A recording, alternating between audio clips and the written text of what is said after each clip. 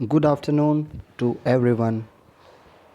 Dear students, welcome back to our channel 360 degree MSIS coverage. Students, जैसा कि कल हमारा पहला वीडियो था और आज हम लेके आए हैं आप सबके लिए हमारा दूसरा वीडियो रहेगा आज का करंट न्यूज़ एनालिसिस एक नए अंदाज में। कुछ हमने बदलाव किए हैं, उम्मीद है कि आप सबको पसंद आएंगे। Current news analysis CNA।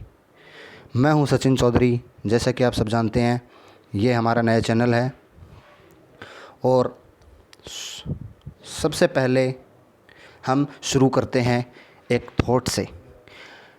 Thought of the day क्या है? You can't have a better tomorrow if you are still thinking about yesterday. ये जो थॉट है ये चार्ल्स एफ केटरिंग के द्वारा दिया गया है। आपका भविष्य या कल, आने वाला कल अच्छा नहीं हो सकता अगर आप बीती हुई पुरानी ऐसी घटनाओं को या तमाम ऐसी चीज़ों को अगर आप याद करते हैं जो कि आपके साथ अच्छा एक्सपीरियंस नहीं देके गई हैं। हम सब के जीवन में कुछ ना कुछ ऐसा घटित होता है और यही तो जीवन का सार है कि उतार चढ़ाव हमारे जीवन में आते रहते हैं, लेकिन असली सिकंदर वही कहलाता है जो उन उतार चढ़ावों के ऊपर जंग जीत कर निकल के आए। तो हमें हमें हम हमारे पास्ट में क्या हुआ उसे हमें भूल जाना चाहिए और आने वाले फ्यूचर के ऊपर काम करने के लिए प्रेजेंट मोमेंट में जीना चाहिए, प्रेजेंट में काम करना चाहिए। तो इन्हीं सुविचारों के साथ हम शुरुआत करते हैं। तो हमारा बिना समय गवाए पहला question, first question is dash has developed the single crystal blade technique for helicopter engine. अभी हाल ही में ही कौन सी ऑर्गेनाइजेशन ने सिंगल क्रिस्टल ब्लेड टेक्निक का इजाद किया है हेलीकॉप्टर इंजन के लिए?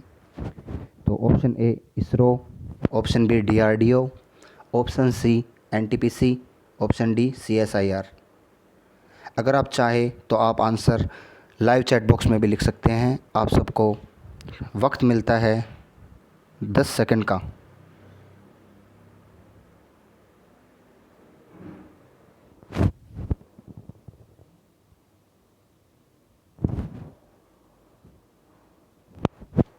वेल, इसका आंसर जो है ऑप्शन बी DRDO इसका आंसर होगा। DRDO ने हाल ही में डेवलप किया है single crystal blade technique helicopter engine के लिए। अब विस्तार से इस क्वेश्चन के बारे में हम चर्चा करते हैं। यह आप देख सकते हैं, इमेज में देख सकते हैं कि हेलीकॉप्टर की जो ब्लेड है ये DRDO ने ईजाद की है, इसका निर्माण किया है। DRDO जो एक बहुत ही प्रतिष्ठित ऑर्गेनाइजेशन है, ऐसी हेलीकॉप्टर ब्लेड डेवलप की है कि चाहे 1500 डिग्री टेम्परेचर हो जाए उसमें भी नहीं मेल्ट होगी, और चाहे -100 डिग्री टेम्परेचर हो जाए तो मुड़ेगी नहीं। ऐसा सॉलिड काम किया है DRDO ने। और DRDO ऐसा काम करने वाला वर्ल्ड में 5th ऑर्गेनाइजेशन बन चुकी है। तो आप सभी के दिमाग में क्वेश्चन चल रहा होगा कि वो 4 कौन सी हैं, वो 4 कौन से कंट्री हैं जिन्होंने इसका इजाद किया है। तो मैं आप सभी को बता देना चाहता हूँ, United Kingdom, USA, Russia and France. इनके बाद है इंडिया का नंबर जो कि 5th पोजीशन पे या 5th नंबर पे ये कार्य किया है। तो जो यहाँ पे जो जानकारी हैं वो आप देख सकते हैं। The Defence Research and Development Organisation recently developed the single crystal blade technology. The organisation has delivered 60 of such blades to the Hindustan Aeronautics Limited. ये DRDO ने तो कार्य किया है बनाने का, लेकिन ये डिलीवर किसको किया है? हिंदुस्तान एरोनॉटिक्स लिमिटेड को डिलीवर किया है। मैं आपको DRDO के बारे में भी बताऊंगा और HAL के बारे में भी बताऊंगा। उससे पहले a very few countries in the world possess this technology, जो हम डिस्कस कर चुके हैं। UK, USA, Russia and France. The blade created under this technology has longer life and are more corrosion resistance. ये इसके फीचर्स है। अब हम अगर बात करें DRDO की, तो DRDO का हेडक्वार्टर न्यू दिल्ली में है। DRDO का फॉर्मेशन 1958 में हुआ था। जो DRDO के हेड हैं उनका नाम जी सतीश रेड्डी है। डीआरडीओ कौन सी मिनिस्ट्री के अंडर आती है? डीआरडीओ आती है डिफेंस मिनिस्ट्री के तहत अंडर आती है।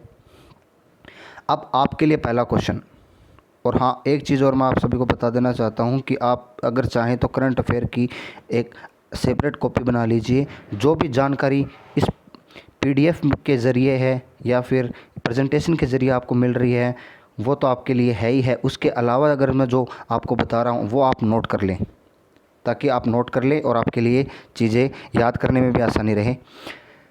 तो जो हमारे डिफेंस मिनिस्टर हैं, ये आपके लिए क्वेश्चन होगा, हमारे डिफेंस मिनिस्टर कौन है? आप कमेंट बॉक्स में इसका आंसर लिखेंगे। आप सभी बच्चे कमेंट बॉक्स में इसका आंसर लिखेंगे। आप लेक्चर के एंड में भी लिख सकते हैं, अगर आप चाहे तो साथ में लिख सकते हैं, लेकिन आपको कमेंट बॉक्स में आंसर लिखना होगा। तो आपको डिफेंस मिनिस्टर आपको बताना है। डीआरडीओ को फ़िलहाल डीआरडीओ में 52 लैब्स हैं। कितनी लैब्स हैं? 52 लैब्स हैं। DRDO has given this crystal blade to Hindustan aero limited. ये HAL क्या है? ये HAL वही है जो तेजस उड़ाता है, ये वही वाला है जो तेजस उड़ाता है। HAL हिंदुस्तान एरो लिमिटेड के मुखिया कौन है? इनके हेड हैं R माधवन। ये वो रॉकेटरी मूवी वाले नहीं है। रॉकेटरी मूवी जो आपने अगर कुछ बच्चों को मालूम भी होगा, जो नंबी नारायण का रोल प्ले कर रहे हैं, वो वाले R माधवन नहीं है। ये R माधवन इनके हेड हैं HAL के। अच्छा, HAL का हेडक्वार्टर कहाँ है? HAL का हेडक्वार्टर है बेंगलुरु कर्नाटक। कहाँ पे? बेंगलुरु कर्नाटका। अब आपको मैं कर्नाटका के बारे में कुछ इंटरेस्टिंग चीज़ें बताना चाहता हूँ। देखो, कर्नाटका कॉफ़ी के लिए प्रसिद्ध है, कॉफ़ी के उत्पादन के लिए जाना जाता है। कर्नाटक IT हब है, कर्नाटक साइबर सिक्योरिटी वाले एरिया है, और इलेक्ट्रॉनिक सिटी भी कहलाती है कर्नाटक। अब हम बात करते हैं रिसेंट वर्क ऑफ डीआरडीओ के जो हाल ही में ही जो कार्य डीआरडीओ ने किए हैं, जो पिछली वीक में किए हैं, वो मैं आपको बताने जा रहा हूँ। जो पहला कार्य डीआरडीओ ने किया है वो है पोर्टेबल ऑक्सीजन कैरियर। इन्होंने क्या किया है, जो ऑक्सीजन जो अभी सप्लाई की जा रही है कोविड-19 से लड़ने के लिए, उसमें पोर्टेबल ऑक्सीजन कैरियर का काम किया है। Helicopter blade, air independent propellant technique for submarine, helicopter blade का हमने अभी क्वेश्चन चल ही रहा है। और जो एक इम्पोर्टेंट इन्फॉर्मेशन और है, पाइथन 5 का भी निर्माण किया है। पाइथन 5 है क्या? पाइथन 5 है एयर टू एयर मिसाइल है, जिसका ट्रायल कहाँ पे? गोवा में हुआ है। तो इस प्रकार हमारा क्वेश्चन नंबर 1 हम कवर कर चुके हैं। ज़्यादा से ज़्यादा अगर आप लाइक करें, इसको शेयर करें वीडियो को, और अपने फ्रेंड्स, अपने भाई बहन, माता पिता, परिवार के सारे सदस्यों को आप चाहें तो इस लॉकडाउन वाली कंडीशन में आप वीडियो को शेयर करके उन तक नॉलेज पहुंचा सकते हैं। Question number 2, what is the rank of India in recently release Chandler good governance index? जो कि 104 देशों में से रैंकिंग आई है, उसमें भारत की कौन सी रैंक है? आपको समय 10 सेकंड का दिया जा रहा है।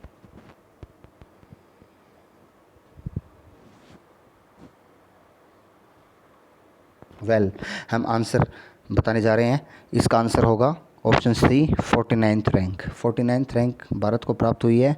अच्छा, इंडिया में गुड गवर्नेंस डे कब मनाया जाता है, कब जाना जाता है? इंडिया में गुड गवर्नेंस डे कब माना जाता है? इंडिया में गुड गवर्नेंस डे सेलिब्रेट किया जाता है 25 दिसंबर, और ये अटल बिहारी वाजपेयी जी के जन्मदिन के उपलक्ष्य में हम गुड गवर्नेंस डे को सेलिब्रेट करते हैं। आप देख सकते हैं, the Chandler good governance index is release by Chandler. आप ये रीड कर सकते हैं, सिंगापुर के द्वारा ये रिलीज़ किया गया है। और ये इंडेक्स से गुड गवर्नेंस डे जो हम सेलिब्रेट करते हैं उसके बेसिस पे नहीं, बल्कि क्योंकि जैसे कि सिंगापुर ने इसको रिलीज़ किया है, तो जो इंडेक्स है ये इंडेक्स प्रिपेयर होता है 7 पिलर, जो कि leadership, foresight, strong institution, robust laws and policies. Robust का मतलब मजबूत करना, attractive market place, financial stewardship, helping people rise, global influence and reputation. ये वो 7 पॉइंट है। इंडिया की 49th रैंक है, जो कि हम बता चुके हैं आपको। टॉप किसने किया है? तो टॉपर की अगर बात करें तो फिनलैंड ने टॉप किया है। फिनलैंड के बाद में जो नंबर आता है स्विट्ज़रलैंड का, फिर सिंगापुर, नेदरलैंड, डेनमार्क और नॉर्वे। इस प्रकार ये रैंकिंग है। अगर पाकिस्तान की बात की जाए तो पाकिस्तान का जो रैंक है वो 90वां रैंक है, श्रीलंका का 74वां और नेपाल का 92nd रैंक है। ये आप देख सकते हैं, ये कंप्लीट रिपोर्ट है, ये टॉप 20 कंट्रीज़ के पूरे रिपोर्ट है, टॉप 20 कंट्रीज़ की रिपोर्ट है, आप देख सकते हैं। गुड गवर्नेंस, गुड गवर्नेंस किसको कहते हैं, आइए जान लेते हैं। देखो, गुड गवर्नेंस वो होती है जिसमें अकाउंटेबिलिटी होती है, जवाबदेहिता होती है, अकाउंटेबल, ट्रांसपेरेंट होनी चाहिए, पता होना चाहिए कि इंटरनल मैटर में क्या चल रहा है, लोगों के बीच में और पार्टीज़ के बीच में एक तालमेल होना चाहिए, ट्रांसपेरेंट, रिस्पॉन्सिव होनी चाहिए, इक्विटेबल और इंक्लूसिव होनी चाहिए, इफ़ेक्टिव और एफिशिएंट होनी चाहिए, follow the rule of law, जो रूल ऑफ लॉ को फॉलो करे, पार्टिसिपेटरी होनी चाहिए और कॉन्सेंसस ओरिएंटेड। कॉन्सेंसस मतलब आम सहमति, लोगों के जो आपस में बैठ के अगर कोई चर्चा हो रही है तो उसके ऊपर सहमति होनी चाहिए, वही गुड गवर्नेंस कहलाती है। चलिए स्टूडेंट्स, बढ़ते हैं अगले क्वेश्चन पे। Question number 3, in which state is the forest fire currently raging in the Lunglei region and it is the highest fire area in India. Option A आप देख सकते हैं Mizoram, option B Uttar Pradesh, option C Maharashtra and option D Madhya Pradesh. इन 4 में से option कौन सा होगा? वक्त आपका शुरू हो चुका है, 10 सेकंड आपको दिए जा रहे हैं।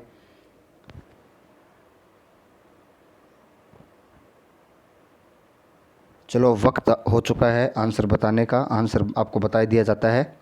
आंसर होगा इसका ऑप्शन ए मिज़ोरम। मिज़ोरम इसका आंसर होगा। तो मिज़ोरम कहाँ पे स्थित है ये भी आपको मालूम होना चाहिए। देखिए, मिज़ोरम हमारे नॉर्थ ईस्ट में आते हैं। मिज़ोरम ये आप देख सकते हैं, थोड़ा जूम कर देते हैं आपके लिए, आप भी कर सकते हैं जूम। देखिए, अरुणाचल प्रदेश, फिर नागालैंड, मणिपुर और उनके नीचे है मिज़ोरम। यहाँ पे फॉरेस्ट में आग लगी हुई है और ये जो रीजन है, नॉर्थ ईस्ट रीजन है, उसके ईस्ट में आप देख सकते हैं बर्मा, जो पुराना नाम म्यांमार का है, म्यांमार का बॉर्डर टच है। और अगर मिज़ोरम का देखा जाए तो लेफ़्ट में वेस्ट में त्रिपुरा का बॉर्डर टच है, नॉर्थ में मणिपुर का और आसाम का बॉर्डर टच है। तो मिज़ोरम के अगर जैसे फॉरेस्ट में जो आग लगी है तो नेशनल पार्क के बारे में भी हमें जान लेना चाहिए। मिज़ोरम के नेशनल पार्क कौन कौन से हैं? 2 ही नेशनल पार्क है। पहला है ब्लू माउंटेन, जिसका दूसरा नाम है पोंगपुई के नाम से जाना जाता है, पोंगपुई, ब्लू माउंटेन और पोंगपुई। और जो दूसरा नेशनल पार्क है वो मर्लिन है। कौन सा है? मर्लिन नेशनल पार्क है। तो स्टूडेंट्स, 3 क्वेश्चन हम कवर कर चुके हैं। Question number 4, dash launches robot prototype net neo 1 to catch space debris. इसको डेब्रीज नहीं बोलेंगे, इसको डेरीज बोलेंगे। जो स्पेस का कचरा होता है उसको डेरीज बोलते हैं, इसको प्रोनाउंस इसको डेरीज के तौर पे किया जाएगा। कल ही हम, जैसे कि पहला लेक्चर था उसमें हम जिक्र कर रहे थे, अगर आपको याद हो तो चाइना, कुछ याद आया? चाइना के हमने किसके बारे में बात की थी? रोवर के बारे में बात की थी। आप उसको रिवाइज कर सकते हैं, वीडियो फिर से देख सकते हैं अगर आप भूल गए हो तो ऑप्शन देखिए। तो आज ये जो क्वेश्चन आया हुआ है, इसमें कौन सी कंट्री ने लॉन्च किया रोबोट प्रोटोटाइप नेट नियो 1? तो option A Japan, option B China, option C India and option D US. समय आपका शुरू हो चुका है।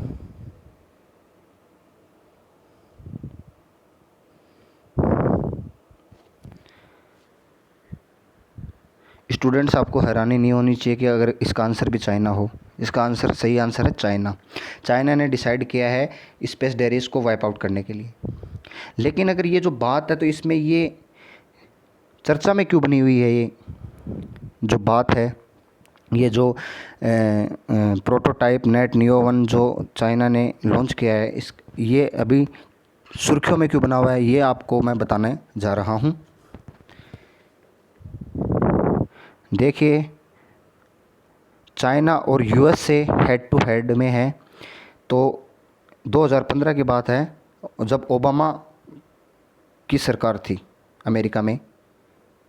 अभी तो जो बिडेन है, इससे पहले डोनाल्ड ट्रंप रहे हैं, और आपको जैसे कि पता है कि अमेरिका में 4 साल का शासन रहता है, और उनसे पहले बराक ओबामा जी थे। तो बराक ओबामा जी ने बूस्ट एंड एस्ट्रोड माइनिंग इन 2015 में उन्होंने घोषणा कर दी थी कि एस्ट्रोड की माइनिंग की जाए। उन्होंने कहा था कि एस्ट्रोड को लाओ। तो अब आपके दिमाग में आ रहा होगा कि एस्ट्रोड में ऐसा क्या है कि उन्होंने ये बोला कि एस्ट्रोड को लाया जाए। यही तो सबसे इम्पोर्टेंट चीज़ है। एस्ट्रॉयड में यूरेनियम एलिमेंट मिलता है, जो कि बहुत ही रेयरली फाउंड मैटर है, बहुत ही रेयरली फाउंड एलिमेंट है यूरेनियम।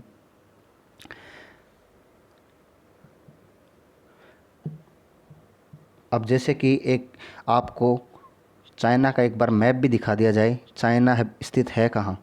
इंडिया के आप देख सकते हैं नॉर्थ ईस्ट में चाइना लोकेटेड है, खुद एक ड्रैगन जैसी शक्ल का देश है।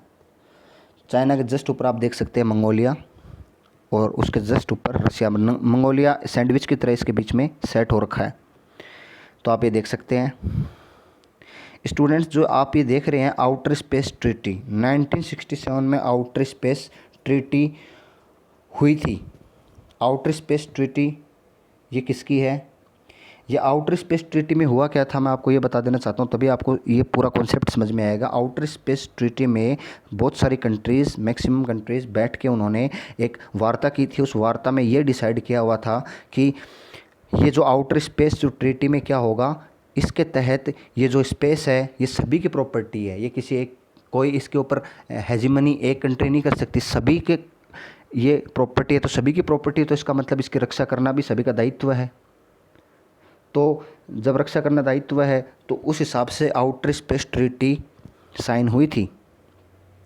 और आप जैसे कि देख रहे हैं ओरिजिन स्पेस, ये ओरिजिन स्पेस क्या है? ये प्राइवेट कंपनी है, ये प्राइवेट कंपनी है, इसको चाइना भेज रही है। ये देखिए seed stage Chinese private company है, researching and developing technology to enable space resource utilisation, जिसका हेडक्वार्टर बीजिंग चाइना में है। और ये ज़्यादा पुरानी नहीं है, 4 साल पहले इसका फाउंड हुई थी, 2017 में फाउंड हुई थी।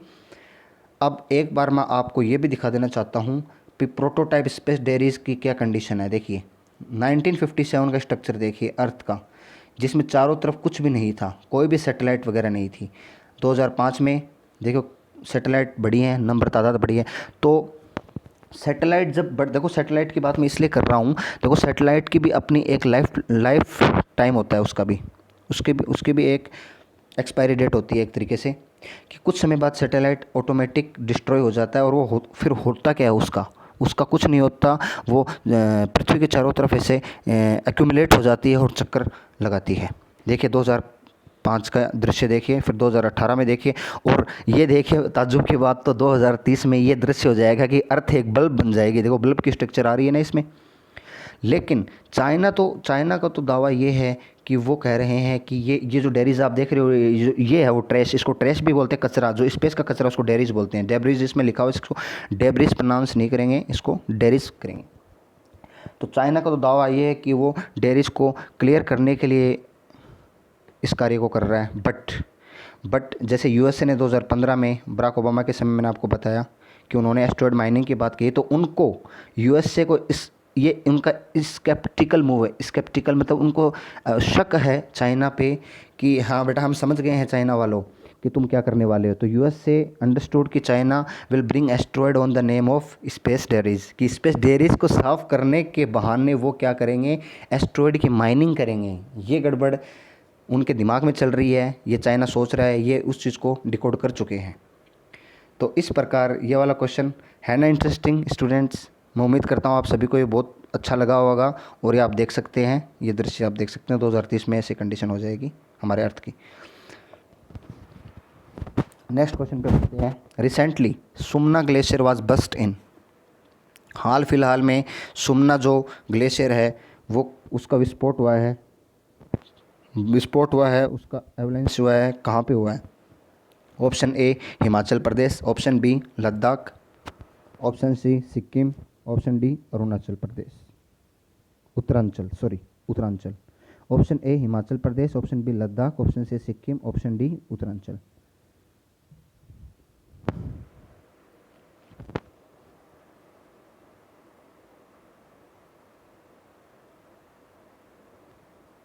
वेल स्टूडेंट्स, इसका आंसर उत्तरांचल है। इसका आंसर होगा उत्तरांचल।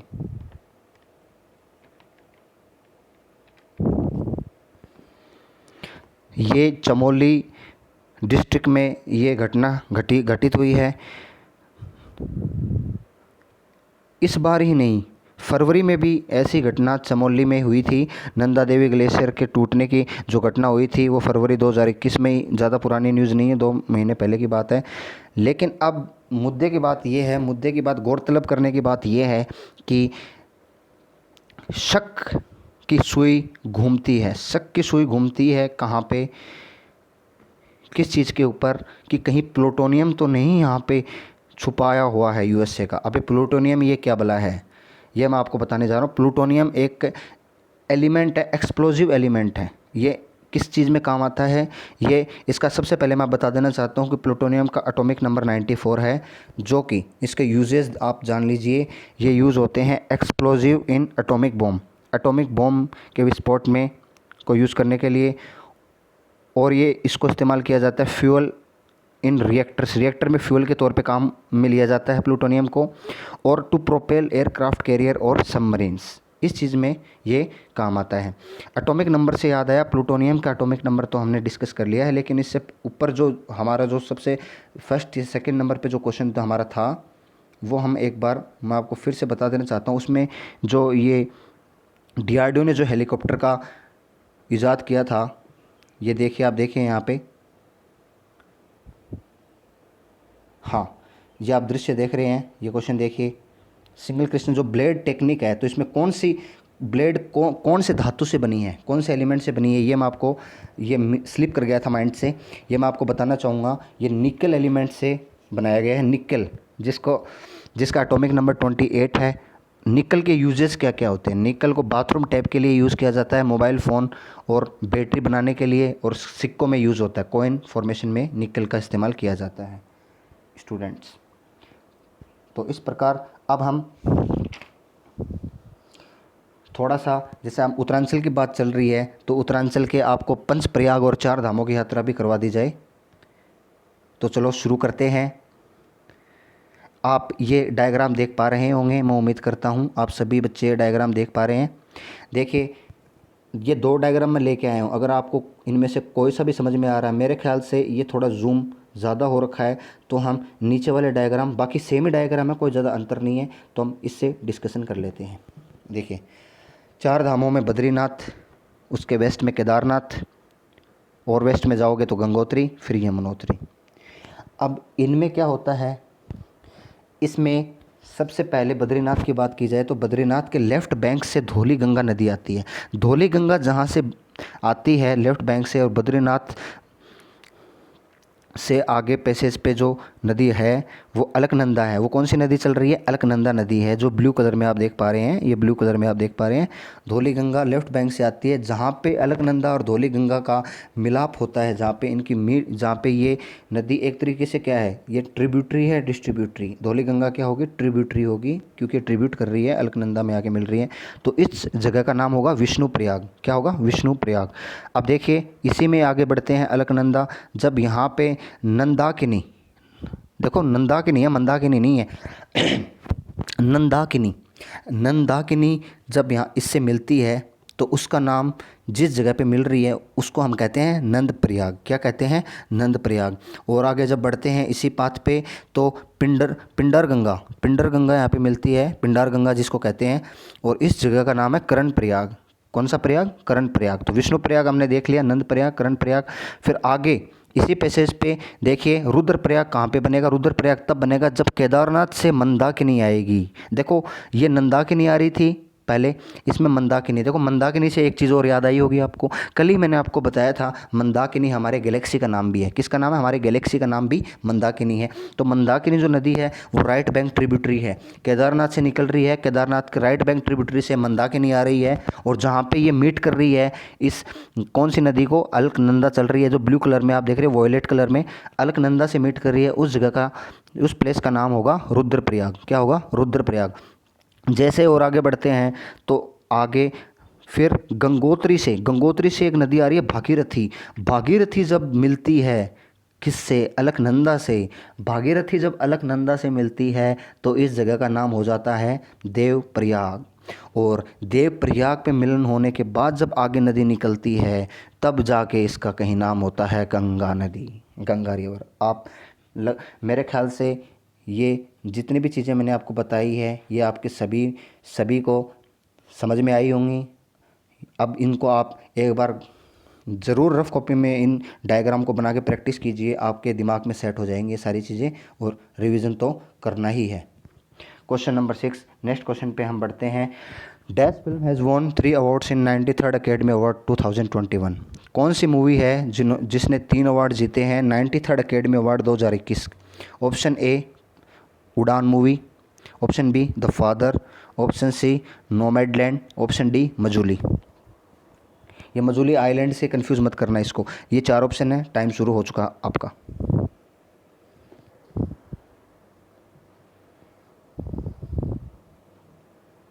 डियर स्टूडेंट्स, अब वक्त हो चला है इसके आंसर को जानने का। तो इसका आंसर है नोमैडलैंड। नोमैडलैंड मूवी है। अब इसमें इंटरेस्टिंग फैक्ट मैं आपको बताना चाहता हूँ। इनकी इस नोमैडलैंड की जो डायरेक्टर है जिसका नाम है Chloe Zhao, Chloe Zhao first Asian women है जिन्होंने इस अवार्ड को जीता है। वैसे तो ये अवार्ड अभी आप देख सकते हैं, इसको आप ज़रूर रीड कीजिएगा, लेकिन साथ में मैं आपको जो बताने जा रहा हूँ उस बात पे भी गौर कीजिएगा कि दिस अवार्ड, ये जो अवार्ड है ये इनिशिएट कब किया गया था? 1929 1929 में इसको इनिशिएट किया गया था। और 1935 में पहुँचते पहुँचते इसी एकेडमी अवार्ड का नाम क्या रख दिया गया? इसी एकेडमी अवार्ड का नाम ऑस्कर अवार्ड रख दिया गया। देखो 1929 में तो इसका फॉर्मेशन हुआ था। जब 1929 में फॉर्मेशन हुआ था तब इसको एकेडमी अवार्ड के नाम से जाना जाता था, लेकिन जैसे ही 1935 ईयर आया तब इसका नाम ऑस्कर अवार्ड रख दिया गया। ये 2021 के अवार्ड हैं। ये 93वां ये जो अवार्ड था जो ये डिस्ट्रीब्यूट किया गया है। Best film Nomadland, best actor आप देख सकते हैं sir Anthony Hopkins, best actress Frances McDormand, supporting actor आप देख सकते हैं डेनियल कटुलिया, सपोर्टिंग एक्ट्रेस आप देख सकते हैं यू जुंग योंग, और बेस्ट डायरेक्टर का अभी मैंने आपको बताया ही है जिसका नाम है चोली झाओ। ये थोड़ा नाम इसमें कट हो गया है बट मैं आपको बता चुका हूँ, Chloe Zhao, Chloe Zhao, CHLOEZHAO, Chloe Zhao. Last but not the least, who has won his 12th Barcelona open title? 12वां बार्सिलोना का ओपन टाइटल। ओपन टाइटल जहाँ पे भी लिखा आ जाए तो समझ लेना ये जो स्पोर्ट्स हो रहे हैं ये किस चीज़ के स्पोर्ट्स हैं? ये रिलेटेड है टेनिस के स्पोर्ट्स के साथ। टेनिस के स्पोर्ट्स होते हैं ओपन टाइटल में। Option A Novak Djokovic, option B Rafael Nadal, option C Roger Federer, option D Nozomi Okuhara.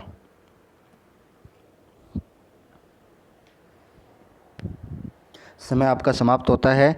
इसका जो आंसर होगा, इसका आंसर होगा यहाँ पे option B Rafael Nadal. Rafael Nadal इसका आंसर होगा।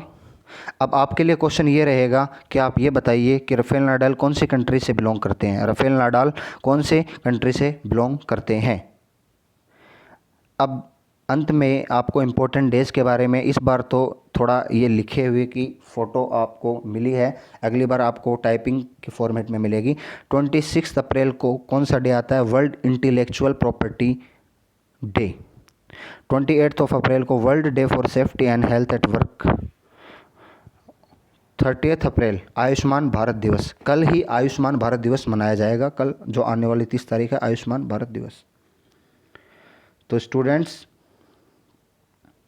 थैंक यू सो मच, आपने इतने देर तक, इतने समय तक आपने यहाँ पे अपना समय स्पेंड किया है, लेकिन आपको सीखने को कोई ना कोई नई चीज़ ज़रूर मिली होगी। और मैं उम्मीद यही करता हूँ हर दिन आपको नए नए इसमें अपडेशन मिलेगा।